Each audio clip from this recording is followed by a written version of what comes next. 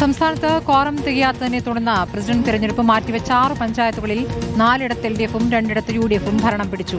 കാസർഗോഡ് പെരിയയിൽ നറുക്കെടുപ്പിലൂടെ LDF ഭരണം തിരിച്ചുപിടിച്ചു. അഗളി പഞ്ചായത്തിൽ CPM പിന്തുണയോടെ ജയിച്ച കോൺഗ്രസ് അംഗം പ്രസിഡന്റ് സ്ഥാനം രാജിവെച്ചു.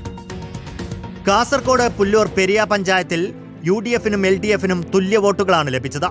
എന്നാൽ നറുക്കെടുപ്പിൽ പഞ്ചായത്ത് വീണ്ടും ഇടത്തോട്ട് ചാഞ്ഞു. CK സബിതയാണ് പ്രസിഡന്റ്. കൂടുതൽ അംഗങ്ങളുടെ പിന്തുണയുണ്ടായിട്ടും സംവരണ വിഭാഗത്തിലുള്ള അംഗങ്ങളില്ലാത്തതാണ് ആലപ്പുഴ വിയപുരത്തും കോട്ടയം എരുമേലിയിലും കോൺഗ്രസ് UDF-ന് തിരിച്ചടിയായത്. വിയപുരത്ത് LDF-ലെ ഓമനയും എരുമേലിയിൽ അമ്പിളി സജീവനുമാണ് പ്രസിഡന്റ്. CPIM-ലെ തർക്കം തീർത്തതോടെ ആലപ്പുഴ നെടുമുടി പഞ്ചായത്തിൽ PK വിനോദിനെ പ്രസിഡന്റായി തെരഞ്ഞെടുത്തു. എറണാകുളം വെങ്ങോലയിലും മലപ്പുറം തിരുവാലിയിലും ഭരണം UDF-നാണ്.